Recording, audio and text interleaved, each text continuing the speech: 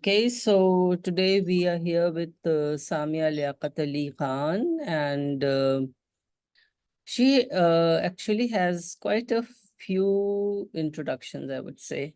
I right now she's director at Tabad Lab, and before that she was with the Pakistan Poverty Alleviation Fund, looking after their various programs.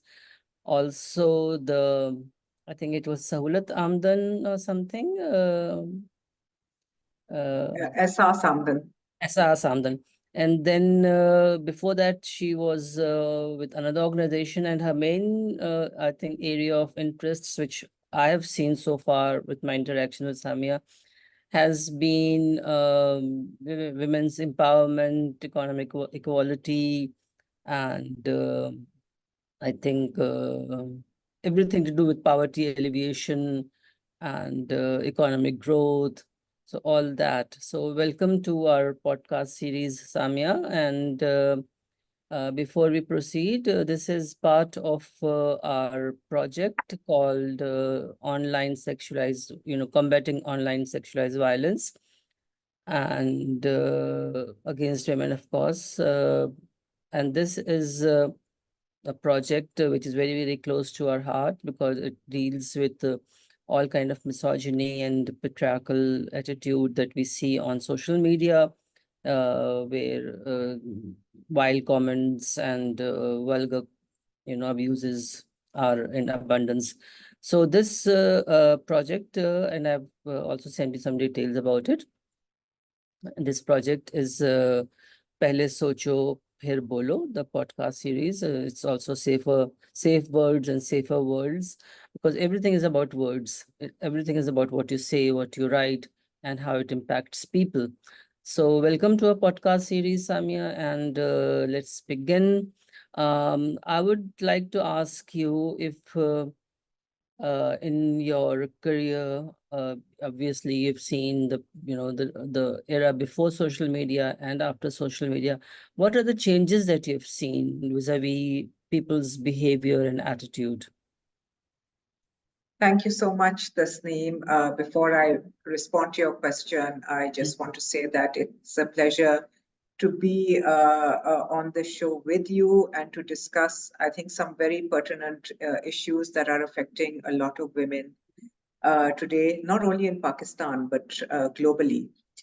In Pakistan, obviously, there are particular circumstances, our social, traditional value systems as well, the way they intersect with technology and digital access can be positive, but it also can be very negative, especially for women.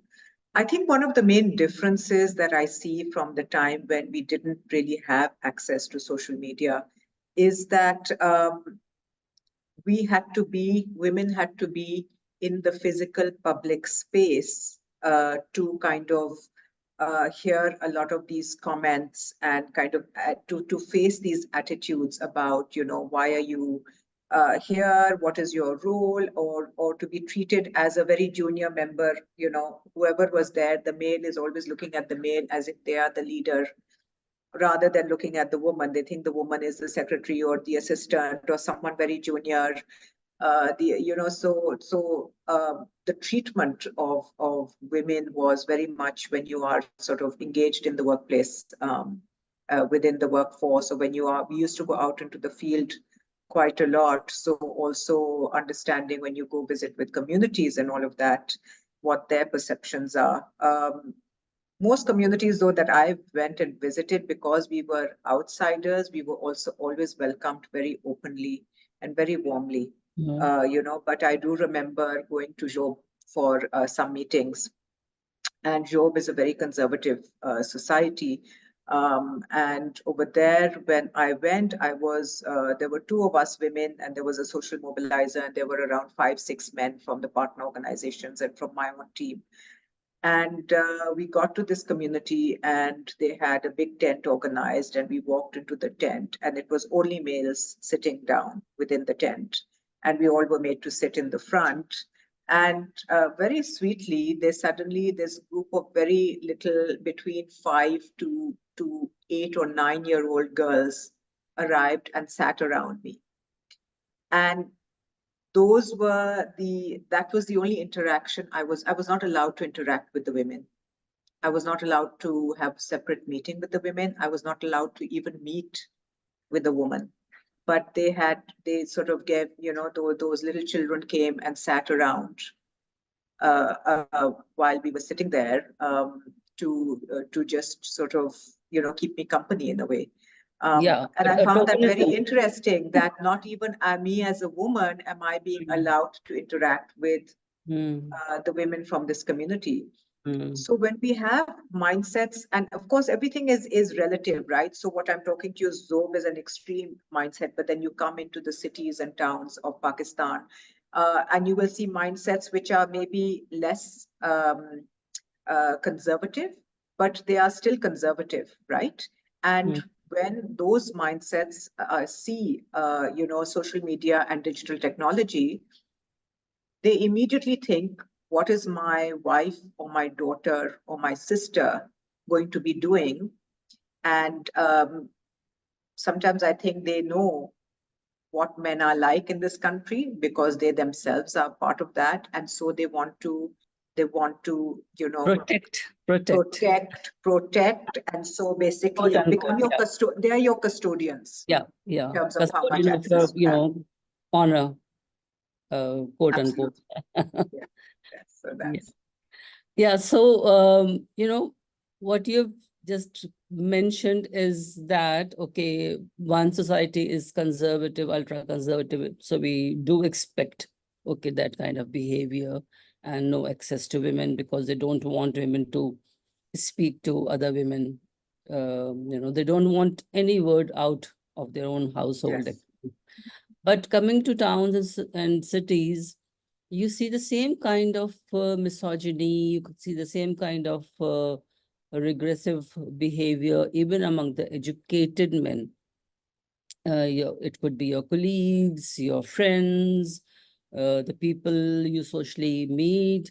They could be all educated, apparently very broad-minded and everything. But deep down, when it comes to women's rights, the I think again the custodian comes out, and if you say, okay, can you let your daughter do this job, can you let your daughter go there, or can you let your sister apply for this position, and suddenly there'll be a cringe. They say, nay, this is not meant for them, and they are fine where they are. It's either teaching or doing something which they are comfortable with. So if that is the case, then who do we sensitize? It has to be men, actually. We have to engage more with men because that's the segment of the population that's giving us problems. 100%. I mean, I agree. And there are two things here, Tasneem, that I think we need to strategically be aware of when we are engaging with men, right? One is where I have always, I think I fail because, when I see this kind of reaction in front of me, or when I feel that I am being discriminated against, my reaction is really quite strong, right? And I think I'm learning from others, who I know, close friends of mine, both males and females, where they say that, rather than reacting, it's about maybe very softly starting to question, okay, why are you behaving in this way? What is going on in your mind? What are you thinking? What are the assumptions you're making? And let me sort of, tell you a little bit about myself, where I'm coming from. Maybe you can understand it a bit differently. So I think for a lot of people who are online, this could be a way of, rather than the reaction, I think it's about engaging in dialogue. Unfortunately, I think one of the negatives of social media is that people love making bold statements on social media, and they don't give each other a chance for dialogue to really, because you've got Twitter, you've got a certain number of words that you can put in there, and that's it. There is no chance to actually engage in a discussion around someone's attitudes or behaviors, which needs to be done. In a sense, light needs to be shed onto those attitudes and behaviors so that they can kind of look at it from a different perspective and say, okay, yes, that's actually not very nice. I'll give you an example. Recently, I was, I'm on LinkedIn quite a lot, and I write these op-eds or whatever, which I post on LinkedIn as well. And I got a comment from a male, and it was a comment not addressed to me, but what he said in his comment made me feel really awful, because he talked about how, oh, well, there's no hope left in Pakistan. And if you are going to be raped, you might as well just lie back and enjoy it. Right. And he's talking about the fact that the entire country is in a mess or whatever. But this is the reference he used. And when I read that comment, I was shaken. I was actually shaken Anybody up, would, right? Yeah. yeah, yeah. And I thought, what do I say? What do I do? So I wrote back to him and I said, I really find this last line of your comment, I find it extremely deeply offensive. And it really is not right what you're saying. And he immediately responded saying, no, I didn't mean it like that. It was just that, look at the society and all of that. And he felt that he had the right to make that statement and just throw it out in a passing comment as if it had no meaning or it would not impact women in any way. And that kind of lack of understanding, or I don't know what exactly it is, it that needs to be challenged, right? So I think Yeah. what you're saying in terms of when we are addressing men, we need to challenge these assumptions that actually rape for a woman is something, or the thought of rape for a woman is something which is beyond really that. Explain. You can't It's explain. You can't even can't explain. explain the what happens to a woman's mind and thought process when you are confronted with something like that.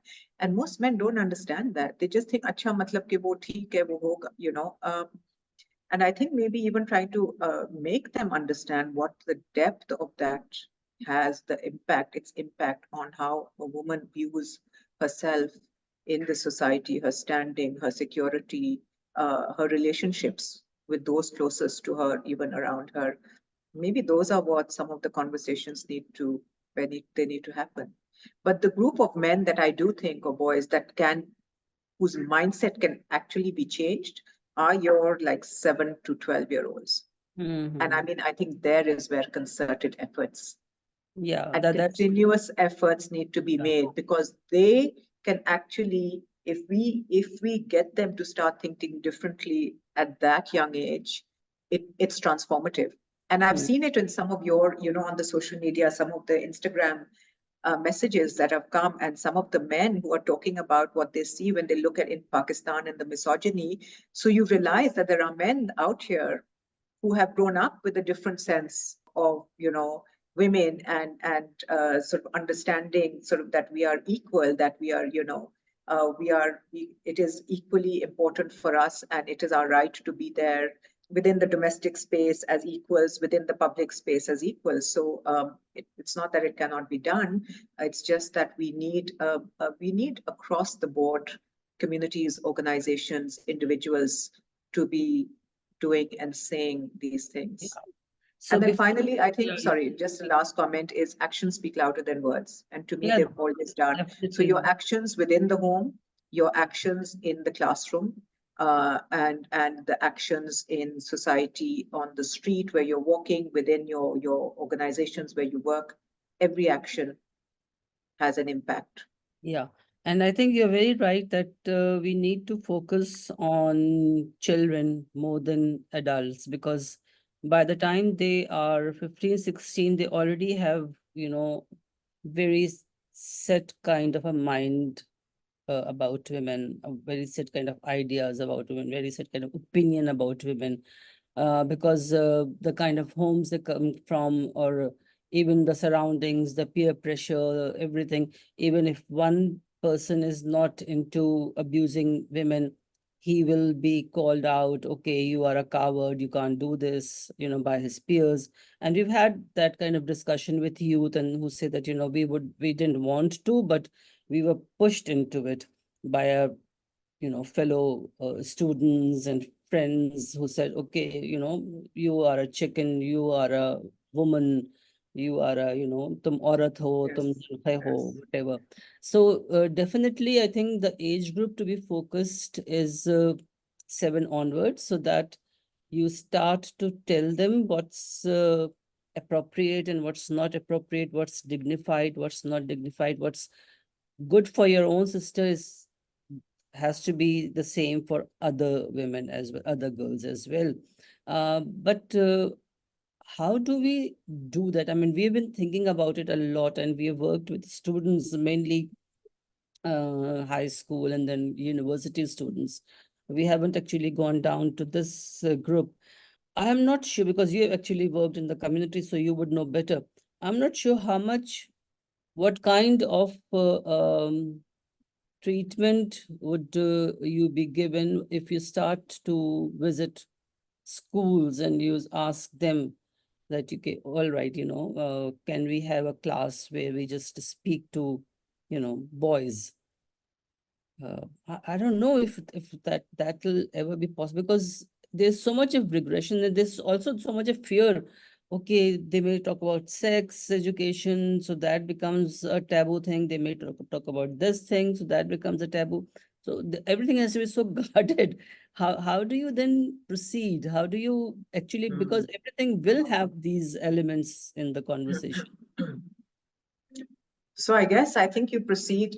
I mean, obviously there is a very a strong argument to be made that where you have children within schools, what you teach them through your regular curriculum needs to showcase equality between girls and boys, between men and women.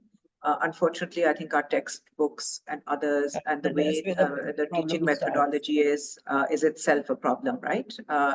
So then I think to myself, well, what about the private sector? I mean, you've got every Karyana dukan in every little village will have Dalda and Surf and और ये चीजें जो basics जो आपके chips और biscuit के packets specially right आपकी TV And पे cold drinks ये as well. एड्स ये कोल्ड ड्रिंक्स ये एड्स हर जगह हैं आपके सुजुकी वैन्स पे एड्स डले हैं लगे हैं आपके हर तरफ आप देखें on your shutters on the wherever you go rural Yeah. urban areas you've got some advertising happening right and I believe that and advertising really leads to, I believe, a lot of social change because of what you are saying and what you are bringing people to buy or to like and why, right? Because they do target those kinds of desires or designs around of people's thinking. They look at behavior, they look at thinking.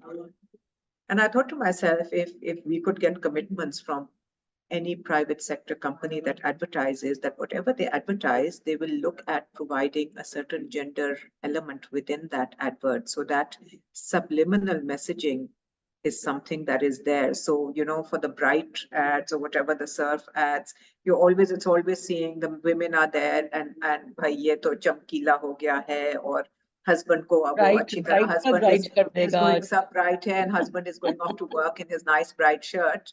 Well, Yeah. maybe the woman needs to be doing it for herself. Like she says, oh, look, my shirt got ruined. Now I'm wearing it and I'm off to an important meeting. And hey, I did really well at the meeting, Hmm. or everything like little changes in these ads can start maybe having an impact because then people are used to seeing certain things happening. And then Yeah. the other thing is all digital. It's your again using social media and using the digital access that every household now has. Well, not every household, but let's say what they're Most, around yeah. nearly 90% of households have a mobile phone.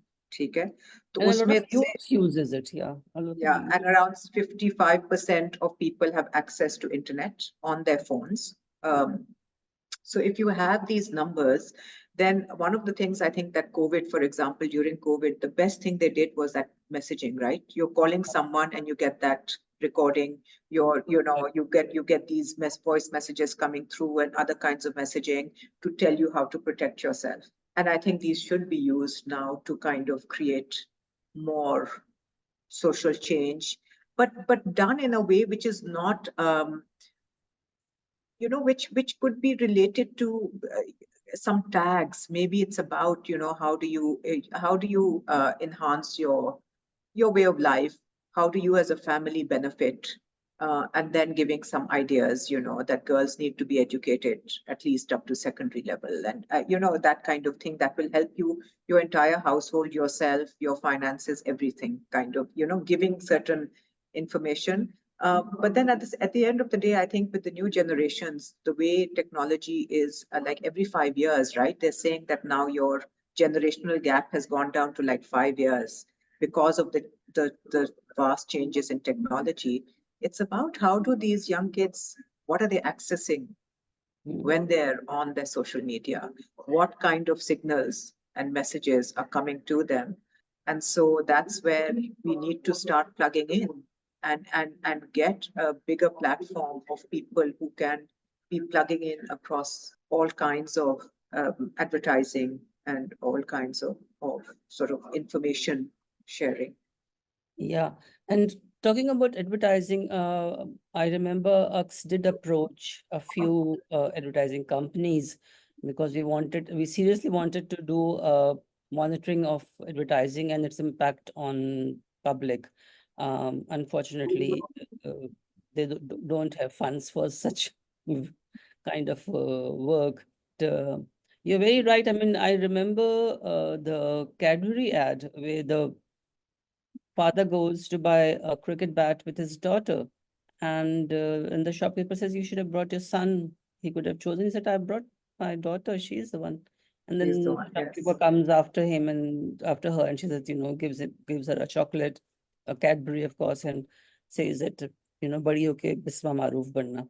So, that must have given so much Yes, hope, so much courage, so much uplift to not just little girls, but even the parents that, okay, yes. if that they're not doing something which is unacceptable or not in accordance with the societal values, but it is something that is to be celebrated.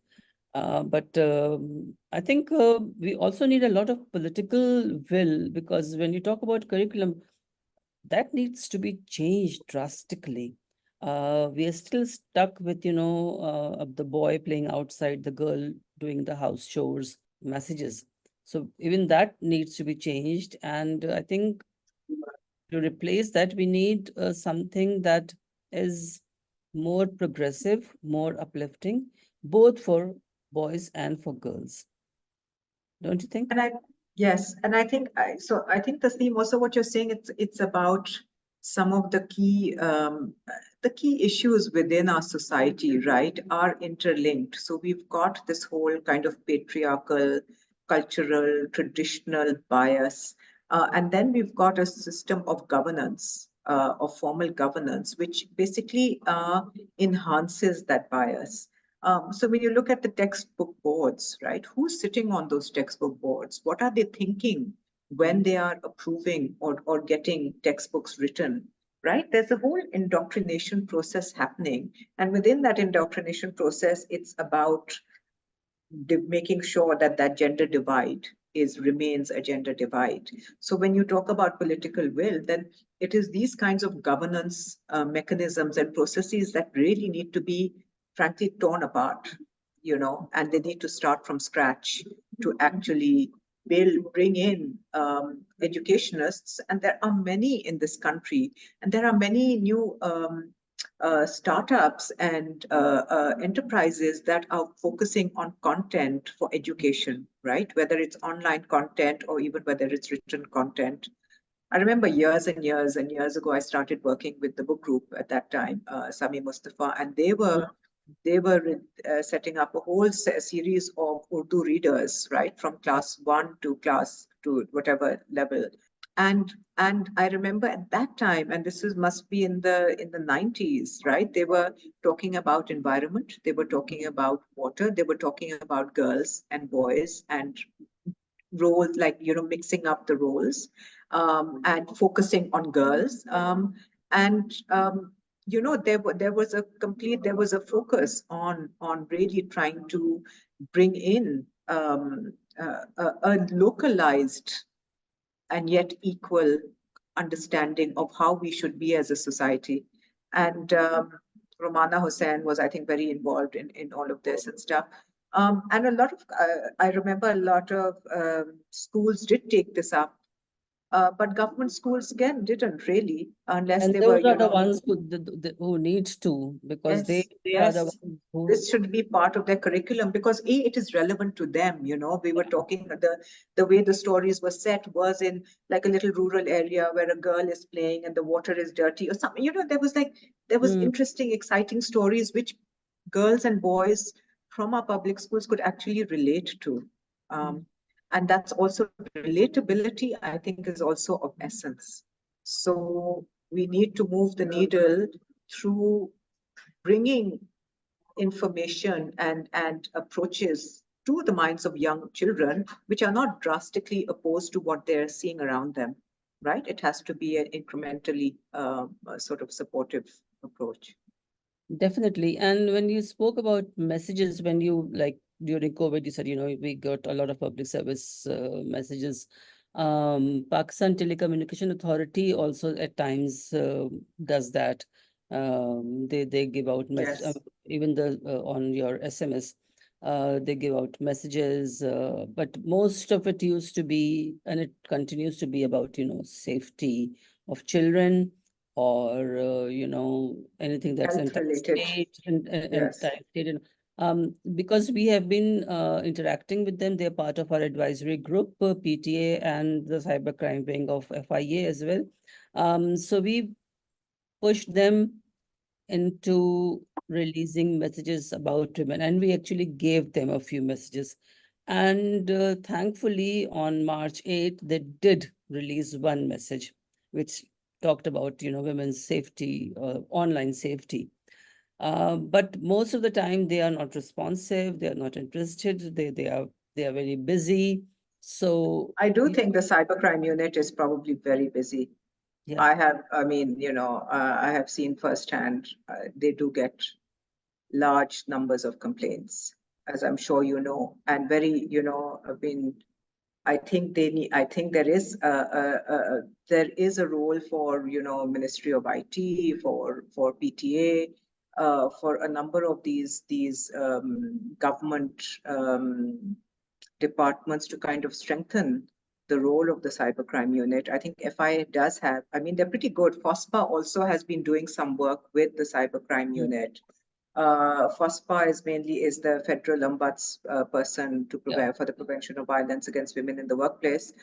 But I think it's important that this information also is out there on social media, that there is some opportunity for redressal of complaints, because I think women are, frankly, even I'm not on a lot of social media sites because I just think, why bother? What the hassle of having to deal with mm, comments and other things, right? As a woman that you would deal with, it kind of prevents me from really saying, okay, yeah, I'll join TikTok or Twitter or whatever it is that and I think a lot of girls, a lot of women face harassment online and are very quiet about it because they're not quite sure. A, they're not quite sure maybe what is the line that is crossed between just someone being derogatory or detrimental and actually it leading to it being considered harassment. So I think that is and that I think is for both boys and girls, mm. men and women. They don't know. I think men are equally sort of unaware of what is that kind of crossover, Boundary, yeah, yeah. what is that boundary. And I used to see it a lot in my workplace where we would get a lot of cases around for sort of complaints or whatever, harassment and stuff. And there'd be a lot of cases where we would be like, but the woman was also, those kinds of that understanding of where the lines should be drawn in how you engage with another person, whether it's online or whether it's in person, is is not well defined, because in our society it has always been so much about, oh, the two sexes will never interact. So where they are now interacting a lot more, there are no guidelines for them. That Yeah. what is considered a normal interaction, what is considered out of bounds, where should you be drawing the line, how should you be behaving online. And I think these basics of I don't know what we can call them, but the basics of behavior, online behavior, should be also something published so that people get there is a common understanding of Yeah, what there behaviors are are some considered organizations like inappropriate. DRF and others who keep on giving these guidelines. But coming back to the boundaries and where you draw the line, it'll always I've seen it because for my work's sake, I'm reading a lot on X and on Meta, and it's usually X or Twitter. So the kind of language that is used, the kind of abuses that go around, and we're putting together a compendium of words that are in Punjabi and Urdu, and to Yes. translate them. And my team actually is having a tough time just even reading those words because many of them have had never read or understood what those words actually meant. So all this online violence then also translates into real life violence because there are a lot of death threats, there are a lot of rape threats. And like you said that the comment about rape, I mean, it's rape is taken so casual, as if okay, it Yes. happened, Yes. number one, the woman must have asked for it. um for example, the incident of F9 Park, where the man, Yes. I mean, it was a couple that was there, but after the woman was raped, the man said, next time don't go out after dark. So, my question to a lot of, we did a lot of work around it, and I would ask the men, what happens to men after dark? Do they turn into animals or what? Yes. Yes. So, so the whole concept of rape, I mean, even to understand the word no, that no means no, it is so difficult for our society, that even a prostitute or a commercial sex worker cannot be raped. If she's doing it out of her own consent, fine, but she cannot be raped. So I mean, there's so many complications in making people understand where to draw the line, what is okay, what's not okay, even if the woman is there in the social space, even if she's been having a conversation, she's present there, that doesn't mean that you start to use abusive language. But then again, who draws the line? And that is the reason, like you said, that you are not there. A lot of women are either not there, or they are quiet, like you said, or they leave the space. So the Yes. space, the leaving the space is the worst part of it, because then you are being pushed out of something that is your right. And Absolutely. Absolutely. yeah. Even though it's voluntary, it's still there for a reason, right? Mm, As voluntarily you refuse to participate in a public space, it's a reflection of women not being allowed in the public space for so yeah. long in Pakistan, right? Since the char diwari, matlab Yeah. ke aurat should stay within the char diwari, there's no need for them to engage in the public space.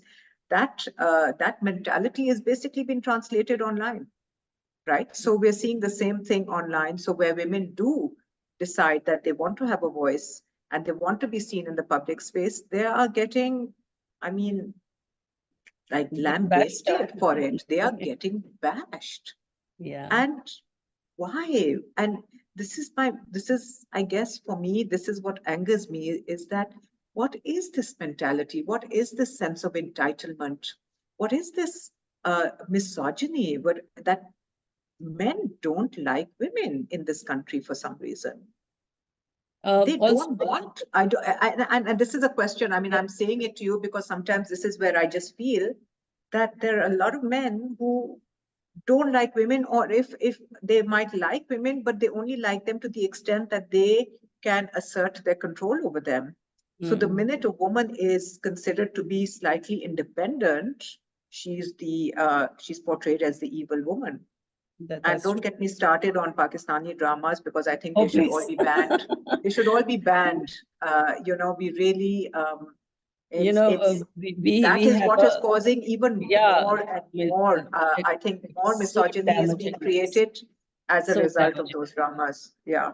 We have a group called Hopscotch. Ux created that group, and there are quite a few women, over 40, 45, I think 50 women are there from different areas who watch dramas, and we do then, try to critique a drama or a movie, and also praise a movie if it's good.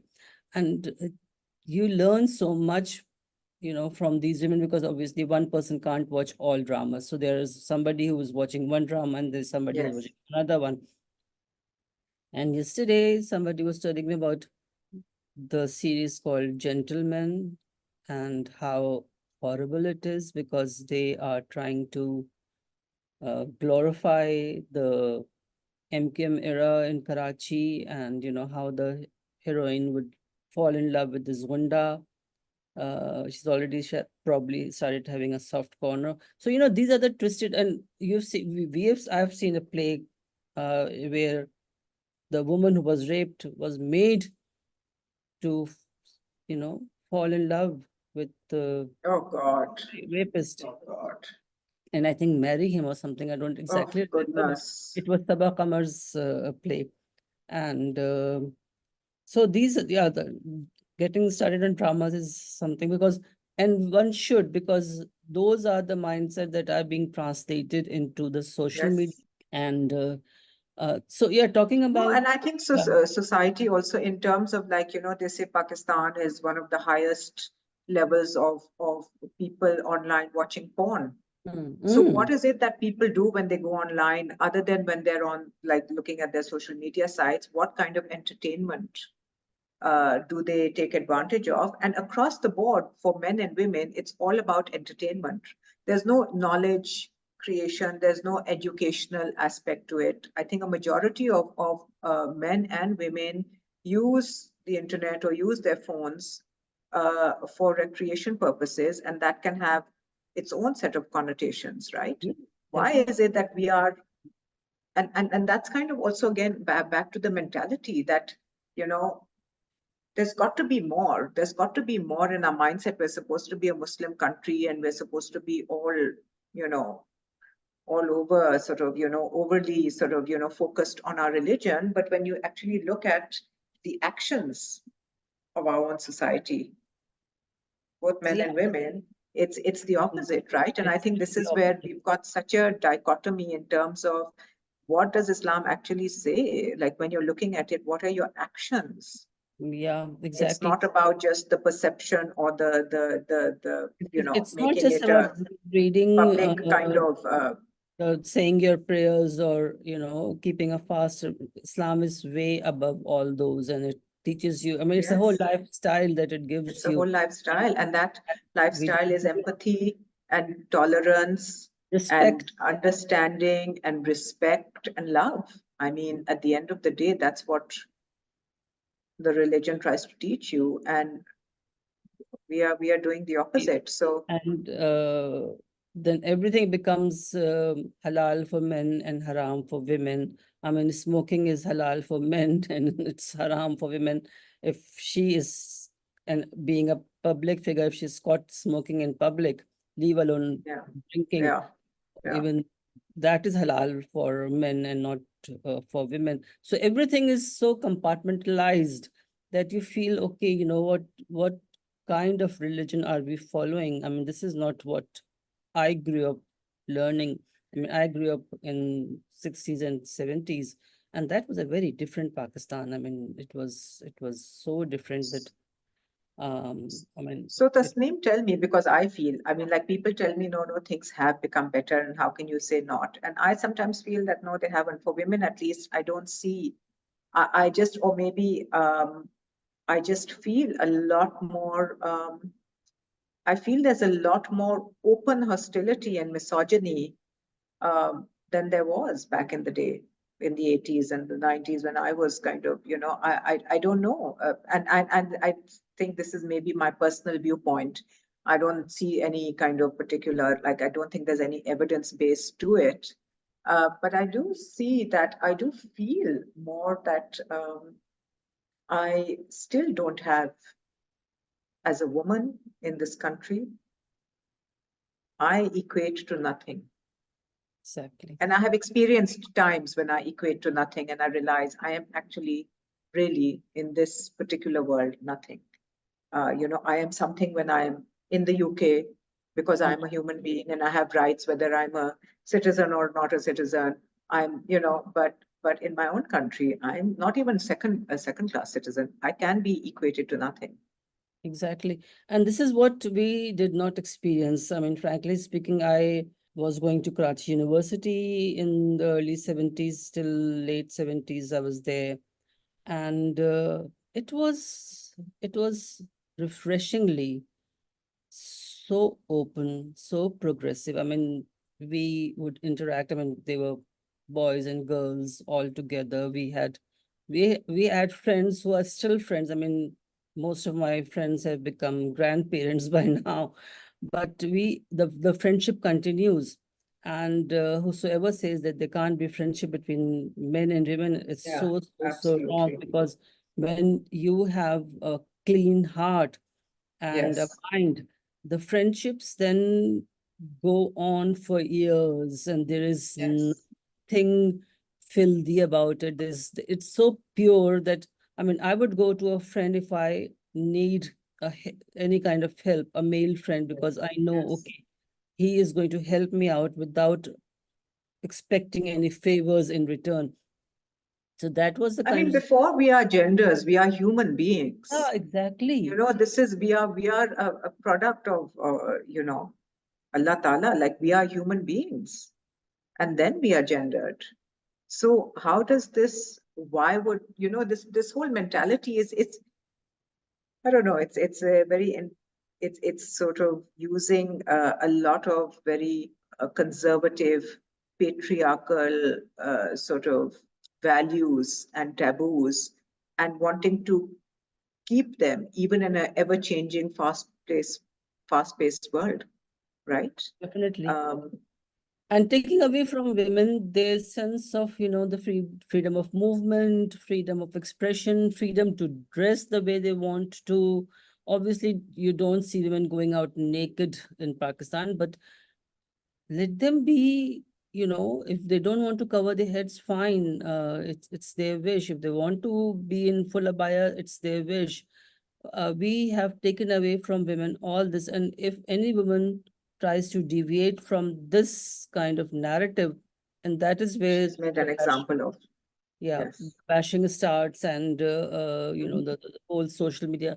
And when we're talking about choices, okay, we have a choice not to be there, but women who are public figures, women who are known as actors, or who are known media persons, they have no choice, because they are there. Their Yeah. presence is already there. Yes. And the kind of treatment they go through, good Lord. I mean, I've seen so I, many. I can't even imagine. I mean, to be honest, I really can't imagine. I hear about it, Yeah, every I've now and seen again. articles. Uh, Yeah, but yes, you must have a lot more insight it's into this, just but I horrible, can't even horrible. imagine. Yes. But maybe one of the answers is to make sure that more and more and more women are getting into that space. Yeah, The I think, numbers literally, like, just let's, like, more and more women come into that space.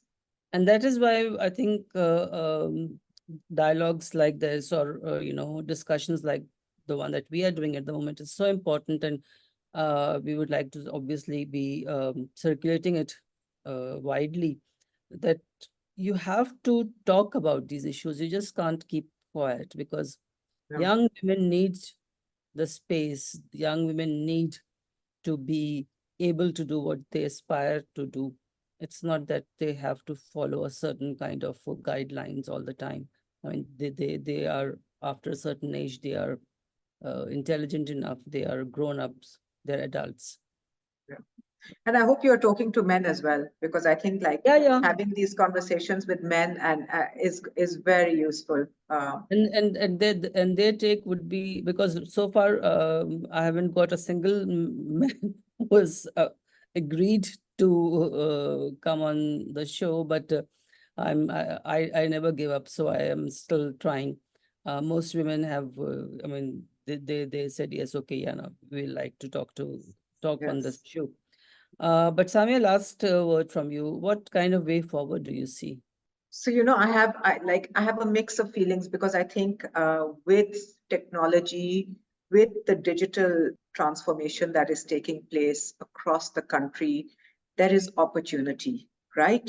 Because people are being made more aware of certain things, and we have seen that in the last few years in Pakistan, how eyes have been opened on a number of areas. We need to sort of look at maybe how to kind of best inculcate this sense of equality and compassion across genders. And we need to reach out to a number of people to be able to create multiple platforms that are sending these messages across every which way they can. Because I think that's really one way where I feel the more the voices are, sooner or later they start seeping in, right, Mm, into your thinking, into your yeah, thought processes. So we need to get champions across the board to take this forward. And it's more difficult than it sounds. I've been trying to get some champions on board, and I realized that, again, very difficult. what is the distinction between talk and action? Yep. you know um, so I So think that is going to be the challenge, but I think there is opportunity also. And definitely. it's been very really enjoyable to actually to have this discussion. And ideas start percolating when we Exactly, start because talking about and these that's the things. So in one that's the major whole team. idea behind the series, that you talk to people from different areas, different professions, different educational backgrounds, and then you see what everybody is saying about these issues. So thank you Yes. so much, Samia, for being here on our show, and I hope the things that you have recommended is, especially about bringing in this kind of education, or introducing this kind of education to young children, age 7 to 12. I think that is something that's really struck me, that, okay, this is something that, because this was Yeah, also, and it's based in evidence, right? So they've yeah, done the research you around it to say have, yeah, these are this is the mindset, this is the time mm, when you can change thinking. yeah. So thanks So again. Thank you again. great. All Thank right. you. Okay. Khuda Bye. Hafiz. Bye. Bye-bye.